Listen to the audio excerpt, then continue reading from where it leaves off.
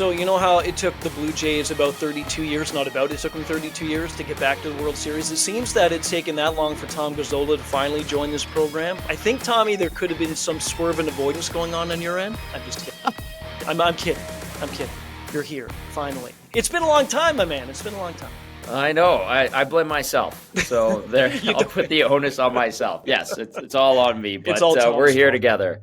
Yeah, we are. I've been trying to get Tommy on, and for whatever reason, Tom does tons of work with Edmonton, the Oilers, and the CFL too. It just wrapped up as well. Congrats to Saskatchewan with that Grey Cup. Tom Gazzola, host of Oil Stream post and pregame, Edmonton Sports Talk, co-host of Hello Hockey with Sean Bell. We will dive into Edmonton heavy, of course, Tommy, with the Oilers. We'll talk about the defense, the goaltending. We can probably spend hours on the goaltending like we have, I think, for the last couple of years, but we'll save that for just a little bit. And we'll go 77 seconds in with you, 7 questions, no time limit. It's going to be a lot of fun. Let's get into it right away. So I was looking at the numbers for this season compared to last, only with the record. So last season at this point, they were 9-7-2. Now they're 9-7-4. So pretty much on par with what they were a season ago. But these are incredible numbers here. And you know this. They're 16th in goals. They're 26th in goals against. 24th in 5-on-5 goals, 30th in 5-on-5 goals against. Yet they have the 3rd best power play, no surprise, 2 of the best in the game who do that on a nightly basis. Just give us, based on those numbers and everything else, kind of the first month in here, your assessment of this team, if you can, because I know it's been up and down. Yeah, happily. I mean, the post-game show, Ryan, has been a plethora of complaints. I bet. Not that that's surprising, but yeah. I was driving home the other night after they lost to Columbus. They were down 5-2. They kind of clawed their way back into it. It was a 5-4 loss. The Jackets had just gone on a long road trip. It started on Long Island. They came out west. They went to Alberta. Actually, they went to Vancouver, came back to Alberta, went back out to the West Coast, wrapped it up in Seattle, had a day between games, and then actually faced the Oilers, and they were all sick, the Jackets were. And the Oilers ended up losing that game. And I'm sitting there driving home after the post-game show thinking to myself, like, what is wrong with this team? Right. And I reflected on, like, the fan base, too, and how unhappy it's been this year, and for good reason. There are not a lot of games this season from an Oilers standpoint where you could look at the team and be satisfied. Like, very unsatisfactory play. Yeah. It's led to mixed results despite, the high-end talent that this team does possess. And there have been a lot of nights where they have won, sure. Yeah, they have 9 wins, but only 2 of them really you could look at and go, boy, they played well. Because most nights it's either an overtime win, like we saw the other night, and 2 of these wins, the 2 wins on this trip have been overtime wins so far.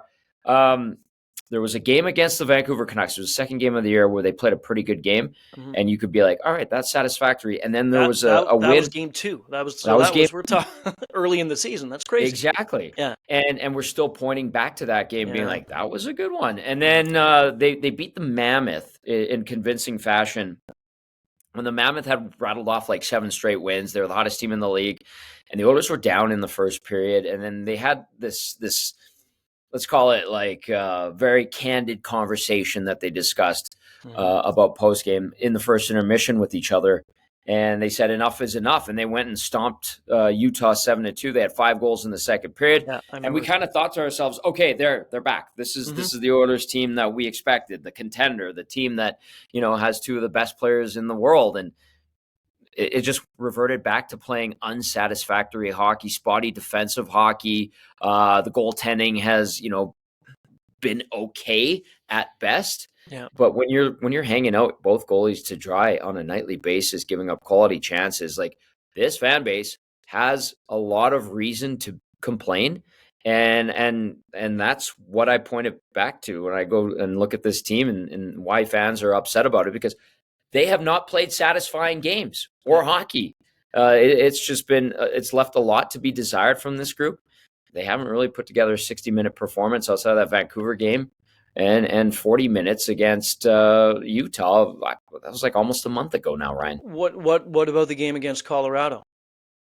Oh, yeah, though, the one that was tied for the worst loss in franchise history on home ice. Yeah, well, that one went sideways pretty quickly, didn't it? Yeah, 9-1. They got their asses kicked. Hey, Sean Bell and I Belsey was filling in on post game as the analyst for Matt Cassian that night. Yeah. And Belsey and I were leaving the press box with about 10 minutes left, and we're walking around the arena, and people are like, they weren't even mad. They were just laughing at the Oilers. They're like, Belsey, Tommy, how are you guys going to break this one down? Well, what can you say? Like, they sucked. They got crushed. And we were just laughing. And it actually got to a point. So I just really quickly, I built a studio. When we started our station, EST, I built a satellite studio. I bought a place right across the street from Rogers Place in Edmonton. Yeah. And in my den, I built a satellite studio, essentially. And so, like, you run into Oilers fans all over the place because the rink's right across the street. And they're like, hey, is it still 7-1? And Belsey and I are like, no, it's 9-1. And then you could just hear like people going to bars around the arena. They're like, 9-1? Did you guys say 9-1? And it's like an echo. It's like 9-1, guys, 9-1, really? And it was just like boom, boom, boom, all around the intersection right by the arena. And Belsey and I were just chuckling to each other like, this is insane. And when it gets to the point where they're making fun of the team and kind of not apathetic, but just like, boy, they suck. Yeah. Just kind of indicative of where it's been this season. And that loss was ridiculously bad for Edmonton. As good as bad as Edmonton was then, I mean, Colorado is just, they're in a different league right now on their own. But, I mean, good on them. I want to go back to what you said, and this is about, for the hockey fan to look at statistics right away when you see stats, you think, okay, that has to be the problem. So I want to go back to what you said about goaltending. And if you look at the goaltending, the stats are not great, and they've not been great with Pickard and Skinner. You and I and others have had this discussion about the Edmonton goalies for a long time now. But then you said it's kind of the play in front of them. They're leaving them out to dry. So kind of get into a bit of that more with me, because again, that may take a little bit of my mindset of, okay, the goaltending, yes, it's not great, but it doesn't seem to be the biggest problem right now. No, and like the goaltending gets a lot of the heat, and rightly so. It's the last line of defense. We all know that. Yeah. And when you're not getting that big save on a nightly basis, and first shots of games are going in, you're rolling your eyes, going, "Geez, these guys in net here, what are they doing?" Yeah. Defensively, this team's been a mess. And, there was I think it was in The Athletic, they had this defense as a top 5 unit in the NHL. And I'm sitting there going, and listen, there's articles backing it up with numbers and advanced metrics. And I'm looking at this personnel going, yeah, sure, on paper, it's probably their best group of veteran defensemen in a while in Edmonton, but still there's a lot to be desired on the back end as well. Like, Darnell Nurse has not had a good season. No, he hasn't. Evan Bouchard has been atrocious in his own zone. Yeah. Matthias Ekholm, who's supposed to be the Bouchard whisperer, he's struggled. He's getting older, and he's had some tough nights, and he's had an anchor beside him in Bouchard that's brought his game down. Jake Wallman started up the season injured.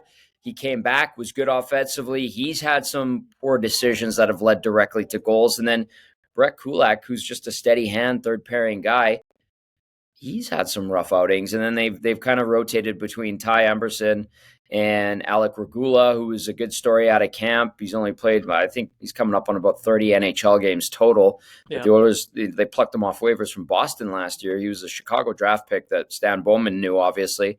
And then the other guy was Troy Stetcher, who got picked up off of waivers from the Leafs. And he'll give you everything he's got, but there's a limit to what Troy Stetcher could do. So the defense is just missing assignments and boneheaded plays and bad first passes out of their zone. It's just you look at the back end and you go, what are you guys doing? It has been a very rough go for the Oilers defensively, and a lot of it has to do with the blue line. And then I'm not going to give the forwards a pass either here, Ryan, because there have been moments where the forwards have not done their job, missed assignments, missed checks, lazy on back checks. Yeah. And it's been the big dogs have been doing it too. Like McDavid, you'll see sometimes you're like, why did your TV turn instead of stop and start? Yeah. It's hard to question a guy like that, but he has those moments. Draisaitl, same thing. Yeah. The numbers too, you were talking about Ekholm and Bouchard in 5-on-5 in October. Ekholm, when he was on the ice, not just him, but the 4 others, of course, but when he was on the ice, the team was outscored 14-7. When Bouchard was on, they were outscored 11-5. Now in October, combined, they're outscored 8-6, or they're outscoring their opponents 8-6. So things are improving, but again, lots of holes with that. And you think too, with the veteran group on the back end, that the simplicity of finding the man that you have to check, and the simplicity of trying to get the puck out of your zone and not missing assignments, you think that that's something they do, but for whatever reason, They're just not doing it. You mentioned No. Stetcher to Toronto. Just quickly before we get to talk about the forwards in Edmonton, what's the feel around Edmonton, around you, about what's going on in Toronto with the Maple Leafs? Because regardless if you're a fan or not, of course, they're certainly not making the headlines for all the right reasons. So what's kind of the sense? Is the sense of, hey, maybe like Edmonton, they don't have any source of, I don't know, any sense of control, guidance, whatever it is, but everyone in Toronto's ready to blow the team up as usual. Yeah, that sounds very familiar for some reason. I don't know why. I can't put my No. finger on it. Yeah. I'll tell you this. Like, listen, it's a circus covering the Oilers, obviously, and I can only imagine. And I've had, doses of it whenever I would travel with the team and go to Toronto and get a sense, an idea of what it's like covering the Leafs. And I mean, from here, you just kind of look at that chaos and go, "Oh, that looks like fun." No thanks. Again, like it's a good team that's underperforming, and you look at Craig Berube and you're like, "Oh, he's probably just losing his mind right now." Yeah. At the same time, too, it's kind of enjoyable. You're like, "Well, that's too bad." Geez, it's that's the Seinfeld meme where he's like, sit back. You're like, "That's too bad." Yeah, that's kind of how it is. But listen, I mean, it's always entertaining, and that team should be better, in my opinion. It probably will be better. They could use a guy like Mitch Marner for some reason. We joke about that, but I mean, even like I look at the goaltending in Toronto, and Anthony Stolarz was a backup in Edmonton briefly, and nobody really batted an eyelash when they let him walk. And it was a terrible season when he was here, and good on him for turning into a number one, I guess, in the NHL and the Wall. And the other thing about the Leafs too, right, is like, how many players do they need? Because they go and trade and pick up everybody, it seems like. Yeah. I saw Matt Benning playing for them. I'm like, good, he's still in the league. Like, nice to see. That's where they all end up. They all end up in Toronto at some point. Yeah. They have to bounce between the minors and the top dog or the top team. And I'm just like, it's kind of funny. So it's enjoyable, and I'm glad I don't have to cover them. Yeah, I get it. But I think that should be a better team. They've got the resources. They've got the horsepower to be much better. Yeah, and the Atlantic Division's different this year, obviously, with Montreal playing better. Boston surprisingly playing well as well. Ottawa up there, and you don't see the Tampas, the Torontos, and you don't see Florida yet. But again, I always say this: you can't win a playoff spot in October and some in November, but you can lose one. And right now, the Leafs are behind the eight ball with that. Let's get back to the forwards when it comes to Edmonton. You mentioned McDavid. Yeah, some plays on the ice, it's un-McDavid-like, and I shouldn't be doing that. Same thing with Leon. The other night for me, one of my favorites, and I think one of your favorite players too, and I think most Edmonton fans, is Zach Hyman. The fact that he came back, I just love the guy. And I always say this about Zach Hyman too. He's going to go down in history whenever he's asked, hey, how was your career whenever it ends? Well, I got to play with Austin Matthews, and I got to play with Connor McDavid, so it's pretty good. It doesn't happen too often with people. Him coming back is great, but talk a bit about, again, some of the miscues and misassignments that you've seen with Edmonton's forwards. Yeah, there's been some new blood in the lineup. Obviously, Perry going to LA, people are lamenting that and being like, look at the production he's putting up, and why didn't the Oilers keep him? But they had to move on. The guy was 40 years old. One of the complaints last year that was consistent was the Oilers are too old, they're too slow. Corey Perry's 40 years old. Like, good on him. He's still doing it. But so they brought in new blood. Matt Savoy earned his spot on the roster this year. He had a great season in Bakersfield last year, and he's gotten the praise of Chris Knoblauch and says this is an NHL player, and he's highly touted, and they expect him to do good things. It takes time. Like, he's a third-year pro, if you want to call it that. He's only 2 years removed from junior. He played his first full season of pro hockey last year, got a cup of coffee with the Oilers, and now he's figuring out how to be a consistent NHL player. That takes time. You're not going to figure it out like the snap of a fingers because, listen, it's the best league in the world, so there's a learning curve there. They go and trade for Ike Howard. They gave up Sam O'Reilly, who's a good blue-chip prospect, for Ike Howard. And again, like, there's people around Edmonton saying, this guy's going to score 30 goals this season. What planet are you living on? Like, yes, he has offensive potential. Yes, he won the Hobey Baker. Yeah. Yes, he was a first rounder. But again, you got to have that dose of reality where it's like, you got to figure out the NHL. This isn't NCAA. You're playing against men. It's a different beast. And, he got sent down recently. He was okay. I appreciate his willingness to not change his game try offensive or try to be offensive, try to do little things that he's used to, and play his style, not adjust and become a grinder, essentially is what I'm saying. But you could tell that the learning curve was steep for him, and they had to send him down to the minors and get him playing 20 minutes a night instead of 7.5 in the NHL. And so that's fine. They had David Tomashek, who they signed out of the SHL, leading scorer there. And it's kind of like, I don't know. He was compared to Roman Cervenka when I asked about him. And I had people in Oilers hockey, I would say, think of Roman Cervenka, who played like 39 games for the Flames in 2012, 2013, had like 17 points. And I'm like, that's what we're talking about. That's the comparable. Yeah, it's like, great. That's fantastic. He hasn't been particularly great. Started out good, had a good camp. But so there's 3 guys in your forward group, that two rookies and a guy that's 29 years old that came over from Europe, is playing in the NHL for the first time. That's tough. Like, it's tough to get a lot of production out of those guys. And then they had an injury to Matthias Janmark. That didn't help. Adam Henrique's older. The boots aren't as quick as they used to be. Well, he's been okay. Very responsible defensively. So it's been interesting watching them that way. Like, Andrew Mangiapane his plus minus is terrible. He's been streaky. Started out scoring a few goals in the first couple games, went quiet for a bit, put together a run of 3 or 4 games where he put up points, went quiet again. Now he had a good game in Carolina the other day, but he was -4 in Columbus, and people are like, this guy just can't get it done. He did look good. I'll say this about him in Carolina. He was speedy. He was a burner again, it looked like. He was pesky, but it's kind of been spotty with him as well. So that's kind of been the plight of the Oilers forwards, is, not a lot of offense either. And this team this season, I think they've just hit 4 games where they scored more than 3 goals. You're not going to win a lot of hockey games when you only get to 3, No, you're not. And especially, too, with what is going on in the Western Conference, let's kind of pivot to that with some of these teams. Anaheim is playing great hockey. It's so good to see that. And San Jose is moving in the right direction. Chicago is moving in the right direction. You've watched hockey a long time. I've watched hockey a long time. Remember when McDavid came in and Matthews came in and Eichel came in and Marner? I can keep going. And we thought, okay, here's this new wave, and lets his fans ride that way. But now the Matthew Schaefers, the Macklin Celebrinis, the Connor Bedards, the Leo Carlson, the stop me, if you want to keep going. It's just, we're so lucky. And you mentioned Corey Perry as well. These veterans still playing well. Crosby putting up points, Malkin, Ovechkin. Like right now, Tommy, the league is just so good. And just when you think, okay, we've got to wait maybe 2, 3, 4 more years before a new crop comes in, you blink your eyes and you're facing them like, number one, Schaefer and Celebrini. It's such an amazing thing to see. And I love to see these teams that you knew that at some point would start to turn the corner, like a Chicago and San Jose and Anaheim. And I really like seeing the way that they're playing this season so far. Yeah, how about the Buffalo Sabres? They're that one team that can't figure it out, right? You see the first video after the first home game. I don't know if you saw it, but it was a guy who posted it on Instagram. He was following one of his buddies.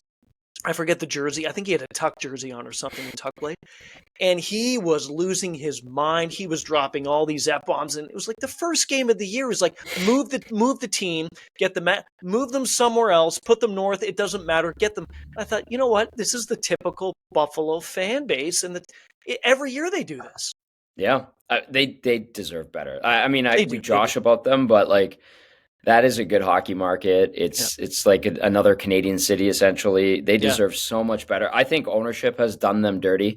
And putting Kevin Adams in charge with, a spotty history as a hockey manager and all of that. I mean, a million coaches. They've had the talent, Ryan. Like, they have. They've had great players. They have really good players, and they just can't put it together. It's very, very frustrating. But you're right, though. The wave of players that are coming in now, very impressive. It's fun to watch Celebrini and Bedard kind of go toe-to-toe in the scoring race. And then, the old guard, I have to commend Sidney Crosby. Not that I would ever doubt him. Yeah, I was going to say. But the fact he's always, and Malkin's having a great year. And, Ovechkin hits 900 goals. It's kind of, we're getting it all. Like, as a hockey fan, if you just like the sport and want to celebrate it, I think this is probably one of the sweetest spots in time for hockey with the new wave, the current like top dogs. You look at McDavid, Pasternak, Kucherov. You know, these guys are tremendous, and then the old guys are damn good still. Yeah, it's amazing. It really is amazing. The only thing that sucks in the NHL right now is goaltending. Seriously, like the goalies suck. Terrible. Yeah. So what does it tell you? Just tells you that the players are too good, or defense is bad, or what? I mean, it'd be hard for me to think that the goalies aren't that great. But you're right. The goaltending, it's not something we talk about on a daily, nightly basis at all. No. I know this is old news, but I haven't talked to you since this. Just quick, when McDavid re-signed and signed the contract, what was the first thing that went through your mind? Finally. Okay. Yeah, finally. Okay, good. Get this over with, so we don't have to talk about it every day. And I had people telling me from other markets, being like, he's not staying, right? And I'm just like, well, thank you for your input, but you're not here every day. You don't talk to man. There was no indicator from anyone in hockey ops or around the organization that they were worried. And that to me was a big sign. And I mentioned that a few times on shows on our station. People are like, what the hell does that mean? Like, that doesn't mean diddly squat. But when you're around the team and the organization, I worked for it for 8 years. I still have a lot of friends in the hockey ops department. I still have a lot of friends in the business side. And when they're not sweating about the McDavid situation, I think that was an important little subtle tell. Yeah. And I never once got a sense from them that they were worried that he wasn't coming back and extending. And then listen, like, people said that the 2-year extension, puts the Oilers on the spot. They're always going to be on the spot with McDavid here. Like, that's never going to change. And to me, I just think, like, listen, the fact that he took no pay upgrade and kept it the same at the $12.5 million, that's amazing. And he just did them a huge, huge favor to bring in more players to keep them, as a contender. But I think the payday is going to come. Like, I mean, when you're hearing that the cap, like, you work with Dave Pagnotta, Pags has been saying cap's going up to like 108, not 104. And then 2 years from now, we're not talking like 113, which was projected. We're talking like 120. This guy's going to get paid. Like, his money's coming, and he's made a ton already. But, whether or not it's in Edmonton or somewhere else, we can debate that in 2 summers. I'm not looking forward to it, but I didn't get any inkling that he was leaving or that he wouldn't re-sign with Edmonton. And sure enough, I mean, they got the deal done. So to me, it was just like, finally, let's move on. Yes, people are going to worry that it's only for 2 extra years. But we'll get there when we get there. I thought too that the way he handled it was perfect. It was just he was honest as much as he could be, and he was quite clear in that I want to do what's right for me and my family. And I thought how he handled it was great. So I was with you. I didn't think that he wasn't going to re-sign, but certainly in a couple of years after this one, we'll see if the talk gets going. Let's get into 77 seconds with you. 7 questions. I may have thrown in one more. And you can't fail at this thing, just to let you know. But if the first few questions are complete duds and the answers, then I'll just cut the whole conversation. I'm kidding. That's never. I'm not good at tests, by the way. Okay, well, this isn't a test. Let's make this an exam. It's a lot easier. Okay. Yeah, that's even scarier, more daunting. Thank you. When I was in school, term work, no problem. Tests and exams, it went down so much, and I remember I'd come home like my parents, like, sorry, like I just can't do them. I can't do it. Yeah. Anyway, all right, here we go. Describe Gene Principe in one word.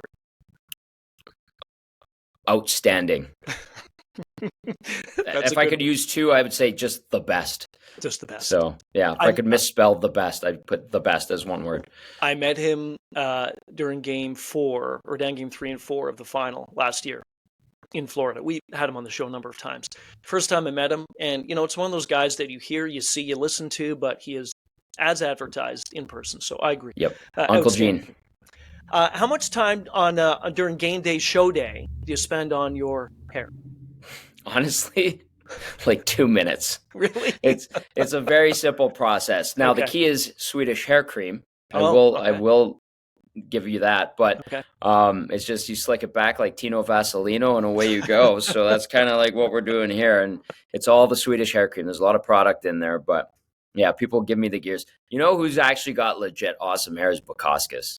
I'm very envious. Kidding? It is immaculate. So I know. I'm envious of anyone who was anything left on top. Actually, you know what? Hey, I'm comfortable with this. It is what it is. I gave into it years ago. I'm like, hey, let's just do it. It's very symmetrical. Yeah, thank you. I like to think it is. I don't think I've ever been told that before, but I'll take it. Skiing. You're in Alberta. Sunshine or Lake Louise if you had one day and one choice? Oh God. Lake Louise is beautiful. There's so much around there too. Yeah, I'll probably go Lake Louise. Name this former hockey player. Okay, ready? From 2000 to 2007, scored 104 goals, racked up 177 assists, 281 points. His peak year, North Edmonton Red Wings in Cap JHL with 72 points. Name this player. That's Thomas Lawrence Gazzola, who, in his 4th year of junior hockey, figured it out. So, hey, yeah. Hey, look at that flow. Look at that. That was dippity doo. That was not Swedish hair cream. You even had it back then. Just a greasy North Edmonton Red Wing. Yeah, man. It's the crack research team on the show that put that stuff I love it. I ask this all the time on my guests. Athlete, past or present, that you would love to sit down and chat with that you haven't chatted. Oh, wow. Could be a couple. Any sport. Yeah. At all time, too? All time, yeah. I'd want to hear, like, stories from Babe Ruth. Yeah. Just the stuff that those guys did back in the day, or Mickey Mantle. Like, how did he play hungover and drunk all those games and have the career that he did? Just to hear stories from those guys. Baseball's this weird universe that I'm fascinated by, Ryan. Yeah, no, I agree. I saw this clip of Mantle when he was doing an interview before he passed. He said, I don't know what the question was, but I'm kind of paraphrasing, thinking it was something like, when kids look up to you or when they come up to you and say, I want to be like you, he answered in this way. He said, don't be like me. He said, I was given this body. I completely abused it. I played well, but I abused. Don't be like me. And I thought, wow, here's one of the greatest of all time who went through what. And to your point about how he ended up playing every day in the condition that he was is fascinating. Last one. If we agree, and I think we will, that Gretzky and McDavid, and again, McDavid will go down in history as one of, if not the best Oiler. Time will tell, but Gretzky's certainly there right now. Who's the third greatest Oiler of all time? Good question. I mean, I think Mark Messier has to be. Okay. It's a tough. Like, there's a lot of Curry and right, like people want to talk about in goal, Grant Fuhrer, but obviously when talking about greatest, you usually talk about the forwards. But Messier is certainly. I'll give Doug Waite a shout out though. I love Doug Waite. Yeah, I love great guy. Too. They say never meet your heroes. If you meet Doug Waite, you're lucky because he is excellent. Like Gene Principe, just a really good dude. That's a good way to bookend. I'll ask you one more. Who was your cup winner before we started the season? Who was the cup winner? I honestly probably Florida. Has it changed? I'm stubborn, so I'll say no. Okay. But it's not looking good right now. No, it's not. And I'll even add this. Yeah. I said this on our shows going into the season. I think the Oilers are going to take a step back. They kind of have, but a lot of teams have this year. Yeah. And I think they'll have a shorter spring this year, and then next year they're going to be catapulted and play with reckless abandon and finally win and bring a cup home to Canada. Interesting. Yeah, it's been a long time. 93. Been a long, long time since country has won the cup. Tommy, this has been great. Appreciate the time and love that we finally got to do this. And it'll be far less time between the next visit. So thanks again. I enjoyed it thoroughly. Thanks, Ryan. This has been Pucks in 7, available on the SiriusXM app and wherever you get your podcasts.